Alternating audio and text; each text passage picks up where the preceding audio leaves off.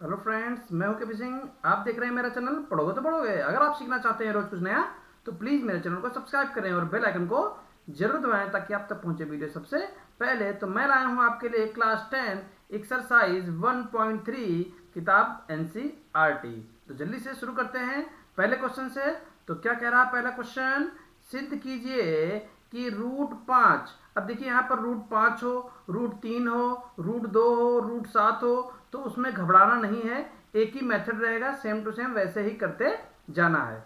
एक अपरिमेय संख्या है, ये हमको प्रूव करना है। तो देखिए यहाँ पर करने का तरीका क्या है, हम यहाँ पर आपको बता देते हैं। सबसे पहले हम मान लेते हैं जो प्रूव करना है इसके विपरीत हम मान लेंगे। सबसे पहले देखिए, माना रूट 5 एक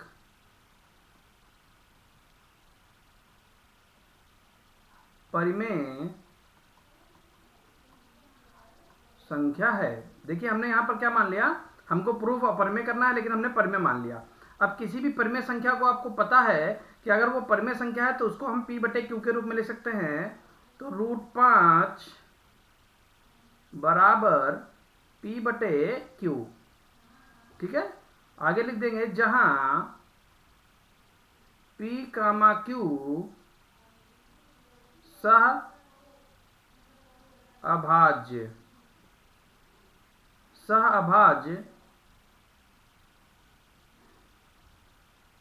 संख्याएं हैं जो धन पूर्णांक हैं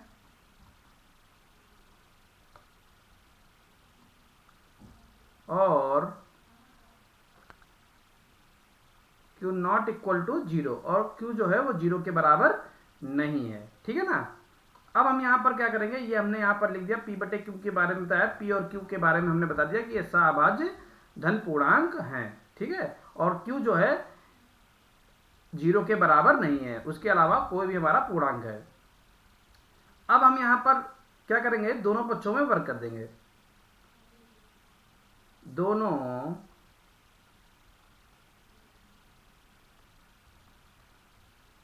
पक्षों में वर्ग करने पर, ठीक है, दोनों पक्षों में वर्ग कर देंगे तो क्या हो जाएगा, रूट 5 का वर्ग बराबर p/q का वर्ग। तो रूट 5 का वर्ग 5 होता है, p²/q², q² को उधर भेज देंगे, q² बराबर p²/5, ठीक है। अब यहाँ पर देखिए p और q धन पूर्णांक थे, तो अब यहाँ और पूर्णांक हैं, तो देखिए अगर हम p² को 5 से भाग कर रहे हैं तो हमारे पास एक पूर्णांक आ रहा है, क्योंकि q² आ रहा है तो q² एक पूर्णांक होगा, होगा कि नहीं होगा, ठीक। तो अब हम यहाँ पर क्या लिख देंगे, क्योंकि p² 5 से विभाज्य है, आगे इधर लिख देंगे इसलिए p भी 5 से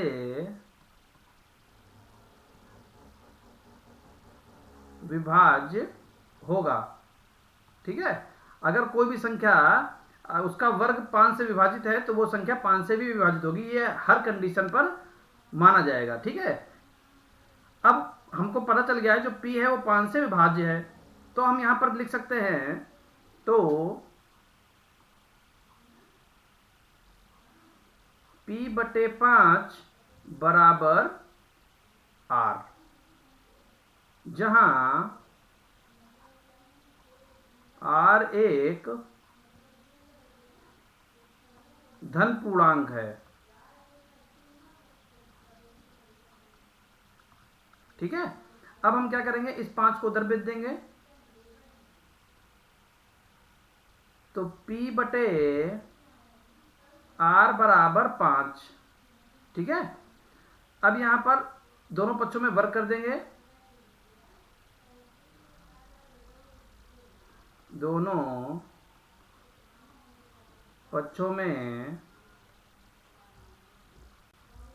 वर्ग करने पर, अब देखिए दोनों पक्षों में वर्ग कर देंगे तो क्या हो जाएगा, पी स्क्वायर बटे आर स्क्वायर बराबर 25। अब देखिए यहां से पी स्क्वायर का मान हम यहां रखेंगे तो कि पी स्क्वायर का मान क्या होगा, 5q स्क्वायर, क्या होगा 5q स्क्वायर बटे आर स्क्वायर बराबर 25। यहां लिख दीजिए चूंकि पी स्क्वायर बराबर 5q स्क्वायर, ये यहां से लाए हैं, ये देखिए यहां से 5 बटे में था, गुणे में भेज दिया, तो पी स्क्वायर बराबर 5q स्क्वायर, आर इधर बुला लेंगे 25 बटे में। तो देखिए क्या करेंगे, 5q स्क्वायर बटे 25 बराबर आर स्क्वायर, 5 से इसको काट लेंगे, 5 पचे 25। नेक्स्ट पेज पर चलेंगे। अब देखिए यहाँ पर क्यू स्क्वायर जो है वो 5 से विभाज्य है, और जब क्यू स्क्वायर 5 से कट रहा है तो एक पूर्णांक आ रहा है, आर आर एक पूर्णांक ही तो था, तो पूर्णांक आ रहा है, ठीक है। तो हम क्या लिख देंगे, क्योंकि क्यू स्क्वायर 5 से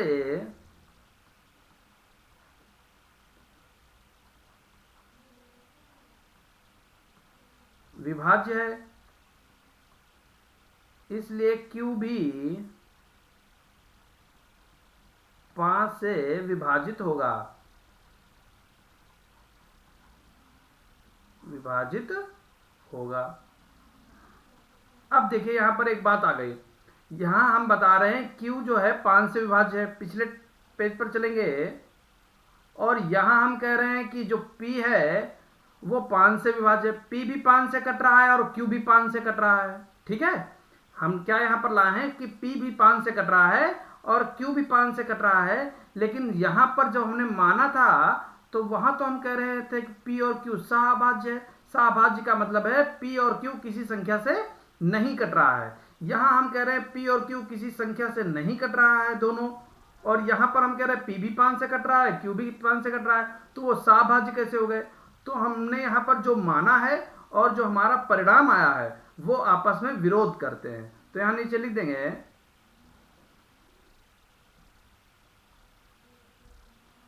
तो हमारे द्वारा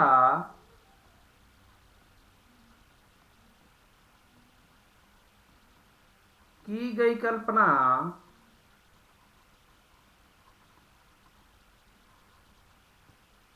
हमारे द्वारा की गई कल्पना और आए परिणाम, और आए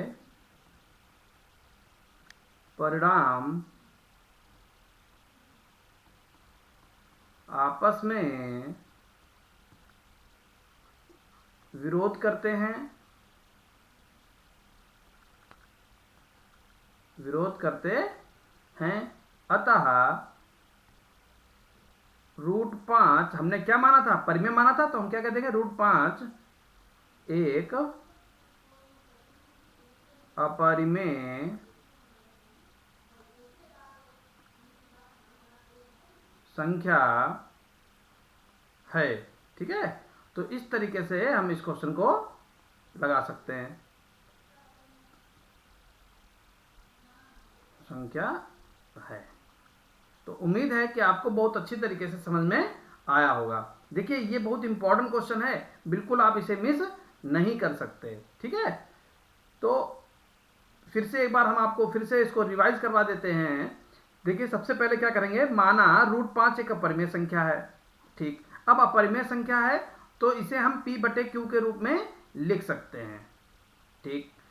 तो हमने तुरंत लिख दिया कि √5 बराबर P बटे Q। अब जो P बटे Q आपने लिखा है, इनकी बात बताइए कि P और Q हैं कैसे। तो हमने यहां लिख दिया जहां P और Q सहअभाज्य हैं, सहअभाज्य का मतलब ये किसी अन्य संख्या से दोनों संख्याएं नहीं कट रही हैं, यानी इनमें कोई भी उभयनिष्ठ कॉमन नहीं है। P और Q में संख्याएं हैं जो धन पूर्णांक और साथ में पूर्णांक भी हैं, और q नॉट इक्वल टू 0, और q जो है 0 के बराबर नहीं है। ठीक, फिर हमें क्या करना है, यहाँ से रूट हटाने के लिए दोनों पक्षों में वर्ग करने पर, दोनों पक्षों में वर्ग कर दिया तो रूट 5 का वर्ग 5 होता है, ये वर्ग कर दिया हमने, और वर्ग करने के बाद हमको क्या मिला, रूट 5 का वर्ग 5 होता है, और p का वर्ग p स्क्वायर, q का वर्ग q स्क्वायर। हमने क्या किया, 5 इधर बुला लिया और q स्क्वायर को इधर भेज दिया, तो q स्क्वायर बराबर p स्क्वायर बटे 5। ठीक है, अब यहाँ पर साफ साफ दिख रहा है कि जब p स्क्वायर को हम 5 से भाग कर रहे हैं तो हमारे पास q यानी एक पूर्णांक आ रहा है, इसका मतलब p स्क्वायर 5 से विभाज्य है। अगर p स्क्वायर 5 से विभाज्य है तो हमारा p भी 5 से विभाज्य होगा, ये निश्चित है। कोई भी संख्या आप ले लीजिए, अगर उस संख्या का वर्ग किसी से कट रहा है तो वो संख्या भी कटेगी। अब यहीं से हमने नेक्स्ट पॉइंट उठाया कि अगर p जो है 5 से कट रहा है तो p बटे 5 बराबर एक पूर्णांक ही तो आएगा, पूर्णांक हमने मान लिया r। ठीक, तो हमने इसको इधर भेज दिया और दोनों पक्षों में पुनः वर्ग कर दिया।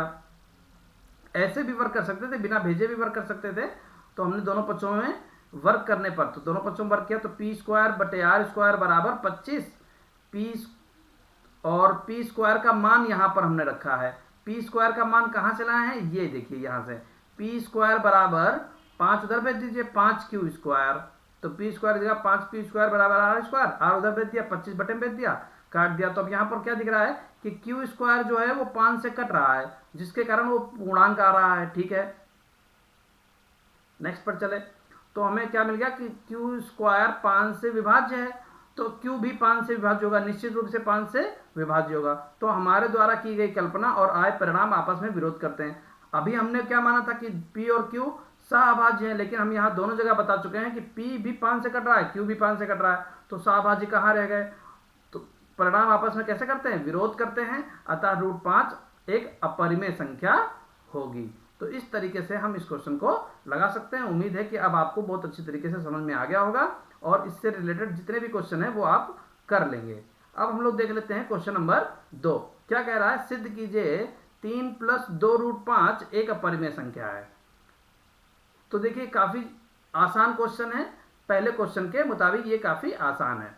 तो देखिए यहां पर हम क्या लिखेंगे, माना 3 प्लस 2 रूट 5 एक परिमेय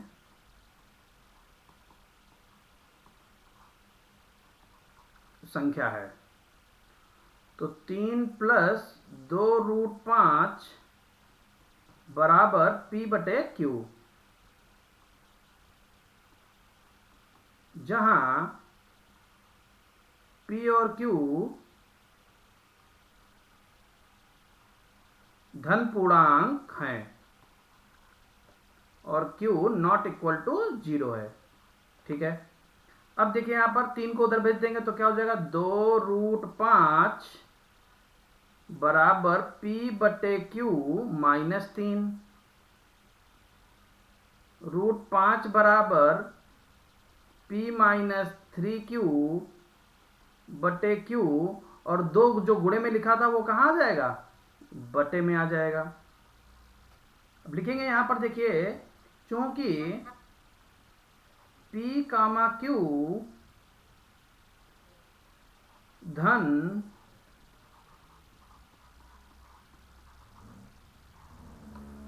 पूर्णांक है, इसलिए p माइनस 3q बटे 2q एक परिमेय संख्या होगी। तो ये परिमेय संख्या होगी। अब अगर ये परिमेय संख्या हो गई तो इसके बराबर में रूट 5 लिखा हुआ है, तो रूट 5 भी परिमेय संख्या हो गई। तो रूट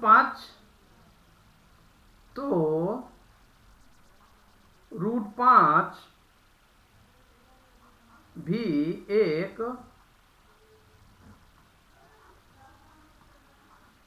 परिमेय संख्या होगी, परंतु ज्ञात है क्या ज्ञात है? √5 एक अपरिमेय संख्या है। अब देखिए हम कह रहे हैं कि √5 एक परिमेय संख्या होगी और हमको ज्ञात क्या है? हमको ज्ञात है कि √5 एक परिमेय संख्या है जो दोनों आपस में क्या करते हैं? विरोध करते हैं। तो लिखेंगे जो दोनों तथ्य आपस में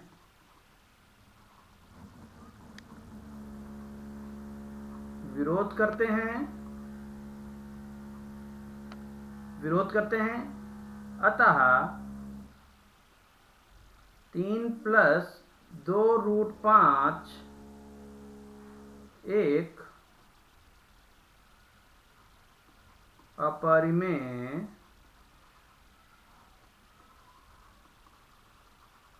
संख्या होगी। ठीक है, तो इस तरीके से हम इस क्वेश्चन को लगा सकते हैं। उम्मीद है कि आपको अच्छी तरीके से समझ में आया होगा। अब चलते हैं नेक्स्ट क्वेश्चन पर, क्वेश्चन नंबर 3 पर। बिल्कुल सेम उसी तरीके से क्वेश्चन हमको लगाने हैं। क्या लिखा हुआ है? सिद्ध कीजिए निम्नलिखित संख्याएं अपरिमेय संख्या हैं। तो पहला पार्ट हम लोग देख लेते हैं। पहला पार्ट, तो सबसे पहले हम क्या लिखेंगे? माना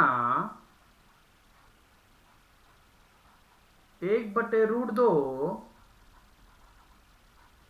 एक परिमेय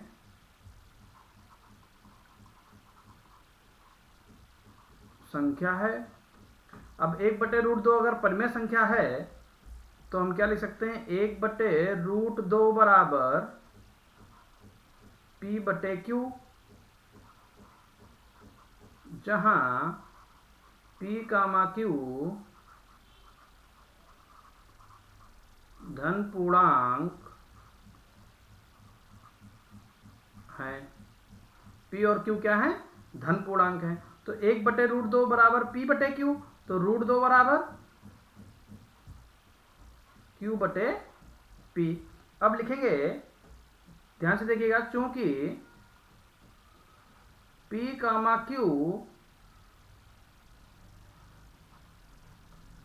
धन पूर्णांक है, इसलिए q/p एक परिमेय संख्या होगी। अब अगर q/p परिमेय संख्या होगी तो q/p के बराबर में कौन में लिखा हुआ है? √2 लिखा हुआ है, तो √2 भी एक परिमेय संख्या होगी। तो √2 भी एक परिमेय संख्या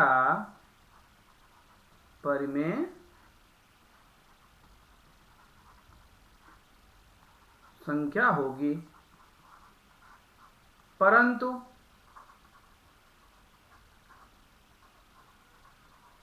ज्ञात है, क्या ज्ञात है? √2 एक अपरिमेय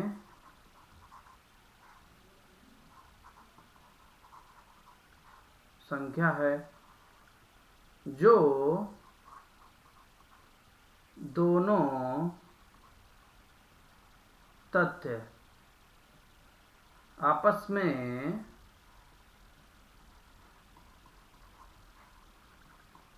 विरोध करते हैं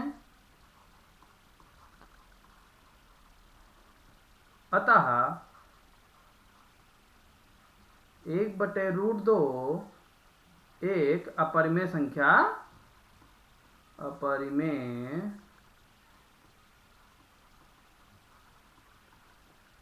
होगी। तो इस तरीके से हम इस क्वेश्चन को लगा सकते हैं। जल्दी से देख लेते हैं नेक्स्ट पार्ट में क्या कह रहा है?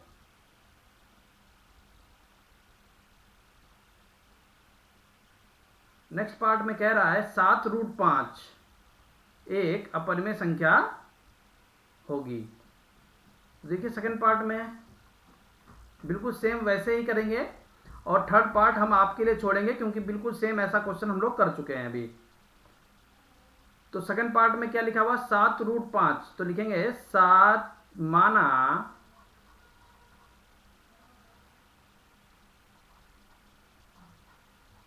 7√5 एक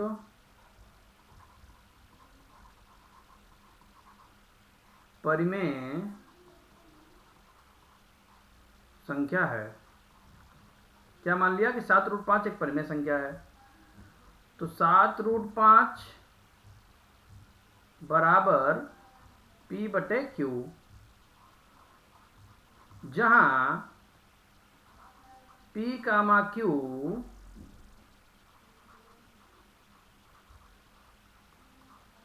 धन पूर्णांक हैं। तो देखिए 7√5 बराबर P/Q है, तो 7 को इधर भेज दीजिए, तो √5 बराबर P/7Q। ठीक है, अब यहां से क्लियर है कि हम यहां पर लिख सकते हैं चूंकि P, Q धन पूर्णांक है, इसलिए P/7Q एक परिमेय संख्या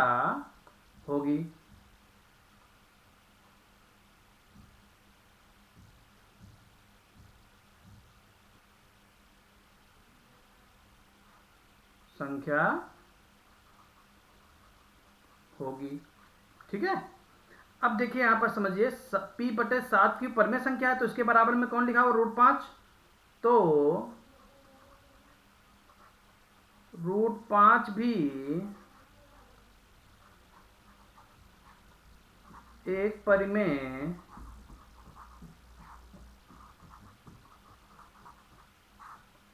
संख्या होगी। √5 भी एक परिमेय संख्या होगी, परंतु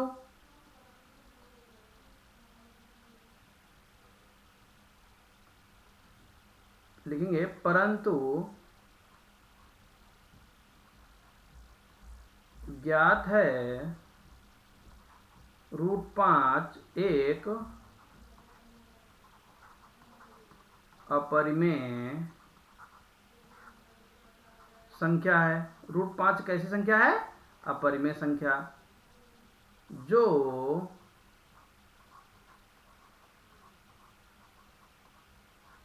दोनों तथ्य आपस में